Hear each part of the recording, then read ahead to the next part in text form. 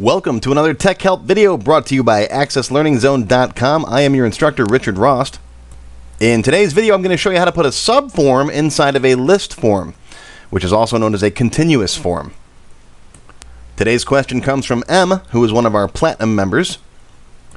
M asks, I'm trying to create a subform inside of a continuous form, and it's not working. Access gives me an error message and won't let me do it. Do you have a workaround? Well, Em, I've got good news and I've got bad news. The bad news is you're going to keep getting that error message. The good news is I'm going to show you a way around it. Now let's show everyone what we've got here. We've got a customer list form. This is a continuous form. I call them list forms also. If you don't know how to create a continuous form, I've got separate videos for that. I'll put links in the description below the video, of course. The list form, the continuous form, is used to pick a customer. Then you can hit this open customer button and it'll open up that customer. Then for each customer, I've got a separate list form to show contacts for that customer. Now this is a continuous form. This is a single form. It shows one record at a time that you have to scroll through this way. Okay? Now the trick is, M wants to put a continuous form inside another continuous form. For example, while scrolling through these records here, show the contacts at the same time for this customer instead of having to open up multiple forms. All right, so we want to, in essence, take this contact subform and put it inside of the customer list form. Now you can do this easily with the customer form because the customer form is a single form. We can design view this. All right, open this guy up. All right. Make this detail section bigger, grab the contact form, drag it, and drop it right down here. All right. You make it a little bigger so you can see everything. All right, come on. There we go. All right, now if I save this and close it, if I open up a customer now, you can see there's all my contacts as a subform inside of my main customer form. In fact, if I go right to the customer form, all right, you can browse through the customers and see their contacts will change. All right, that's cool. That's basically how a subform works. It's related to this main parent form. And if you go to Design View, open up the properties for this form here.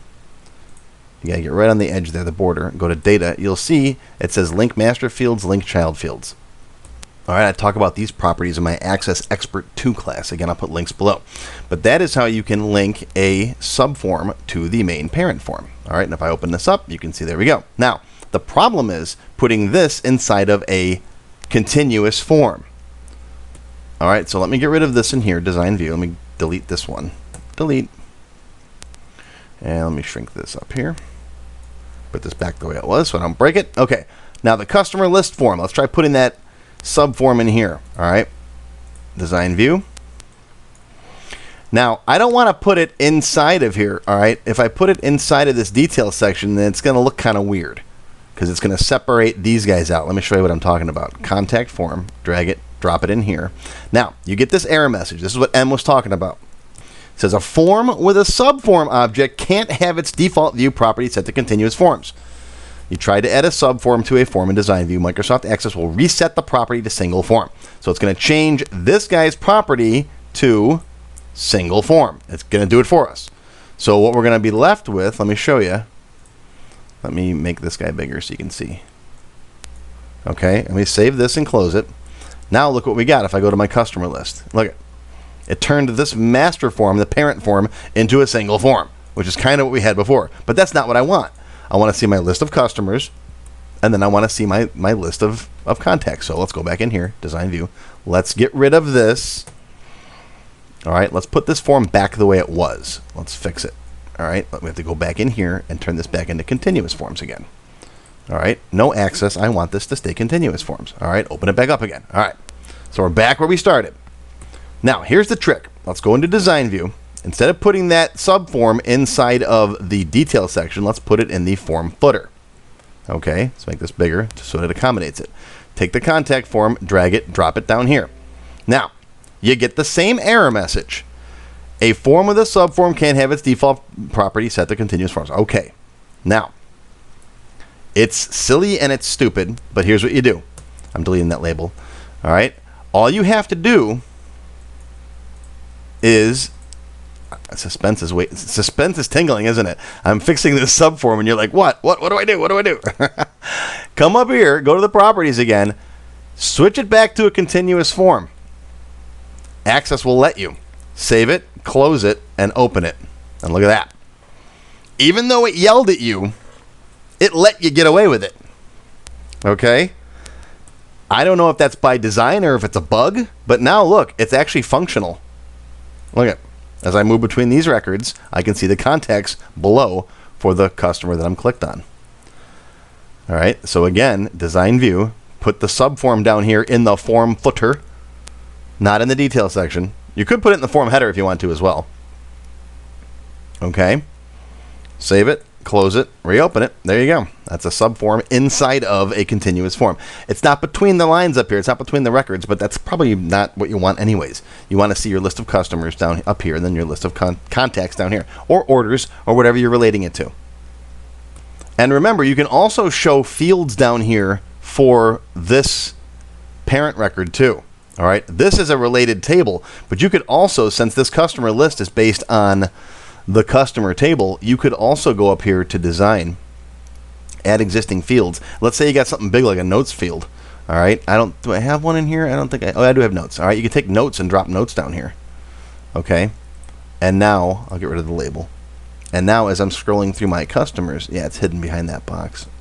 See, I don't really like this layout. I prefer having this to the side of my customers. I'll show that in the member video. All right, let's do that.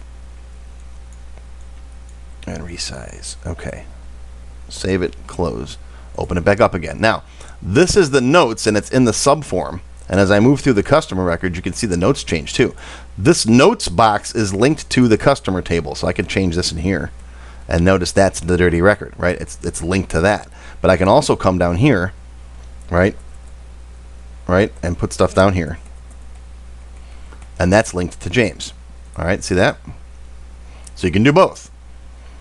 All right, it's tricky stuff. It's like I said, I'm not sure if this is an access bug or if they just forgot to take that warning message out, but a subform inside a continuous form works as long as it's in the form footer.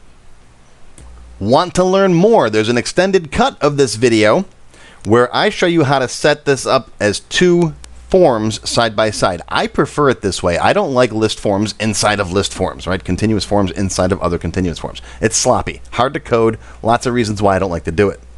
I like to have this set up as two forms next to each other. So when I open up the customer list form, the contacts for that customer open up. As I move from customer to customer, they sync up. And then if I close the customer list, it'll also close the contact form. Here's what we end up with. Click on customers. It opens up both forms. I can move from record to record, and it syncs up the contacts. And then if I close the customer list, it also closes the contact form. That is all covered in the extended cut for members only, silver members and up. It's a little more advanced. It requires just a couple of lines of code, but I'll show you everything you need.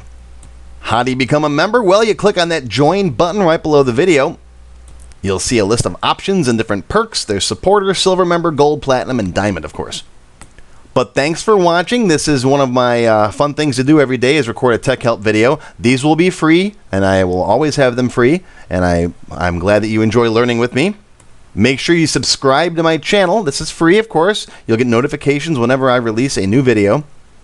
Make sure you ring that bell and click on all, and you'll get email notifications every time I release a new video. Stop by my website and visit the Access Forum. Lots of good conversations going on there. If you want to learn more, I talk about continuous forms in my Access Beginner 7 class and linking child and master fields in Access Expert 2. I will put links below the video. If you have not taken my Access Level 1 class, do it now. It's a 3-hour tutorial. It's absolutely free. It's on my website and on my YouTube channel. And if you like Level 1, Level 2 is just $1. If you've got questions like this you want to see answered in a tech help video, there's the page. You can also email them to me, although I do prefer you submit them on my tech help page because email isn't perfect. I get too much email every day, and sometimes it gets tossed in a side folder. But if it's submitted on my tech help page, it gets priority. And of course, members on my page get priority over all the rest of the stuff. Make sure you stop by and take my course survey. Even though this wasn't a paid course, I still like to get feedback from everyone who watches my videos. So there's the page right there. Thanks for watching. I hope you learned something, and we'll see you next time.